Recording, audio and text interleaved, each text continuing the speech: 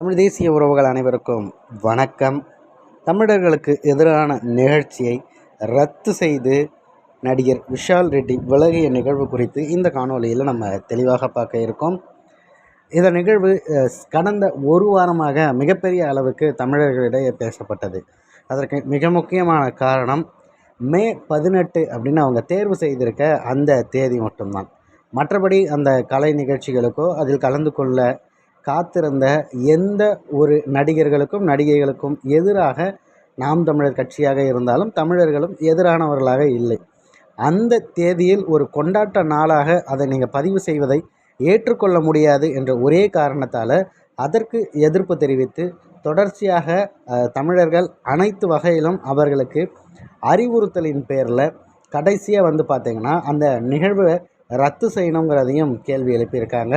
அதற்கான பரிசீலனையை அந்த நிகழ்வின் குழுவினர் முடிவு செய்வதாக குறிப்பிட்டிருக்காங்க. அதே நேரத்தில் விஷால் அவர்கள் இதில் கலந்து கொள்ளப் போவதாக இருந்தது.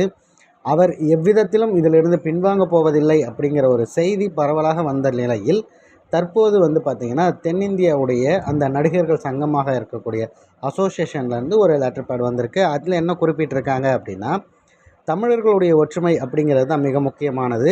அதுவும் அந்த அவங்க குறிப்பிட்டிருக்க மே 18ங்கிறது நமக்கு வாழ்வில் மறக்கவே முடியாத ஒரு நாள். அப்படி இருக்கும் பட்சத்தில் இந்த மாதிரி ஒரு நிகழ்வு நடத்துகிறது அப்படிங்கிறது ஏற்றுக்கொள்ள முடியாது தான். ஆனால் அது பார்த்திங்கன்னா இங்கே நடிகர் சங்கத்துக்கு சம்மந்தப்பட்டது கிடையாது. அது ஒரு தனிப்பட்ட ஒரு நபரால் உருவாக்கப்பட்டுள்ளது. அந்த குழுவினரிடம் நாங்கள் பேசியிருக்கோம். அது மட்டும் இல்லாமல் இதில் விஷால் அவர்கள் கலந்து கொள்வதாக இருக்கும்போது அது வேண்டாமே என பேசியவுடன் அவரும் சரி என அந்த நிகழ்வுக்கு போவதை ரத்து செய்துள்ளார் அப்படிங்கிறதையும் குறிப்பிட்டிருக்காங்க. அதோட அந்த நிகழ்வையும் ரத்து செய்வதற்காக நாங்கள் எடுத்துரைத்திருக்கிறோம். ஆனால் முடிவு அவங்க தான் எடுக்கணும் அப்படிங்கிறதால இதுவரைக்கும் அந்த நிகழ்வு ரத்து அப்படிங்கிற செய்தி வரல. ஆனால் அதில் கலந்து கொள்ள இருந்த விஷால் அவர்கள் விலகி இருக்கிறார் அப்படிங்கிற தகவல் மட்டும் தற்போது வெளிவந்துள்ளது. தொடர்ச்சியாக தமிழர்கள் ஒன்றுபட்டு எந்த ஒரு பிரச்சனை என்றாலும் குரல் கொடுத்தால் அதற்கான தீர்வு கிடைக்கும் என்பதற்கு இது ஒரு சான்றாக பார்க்கப்படுகிறது.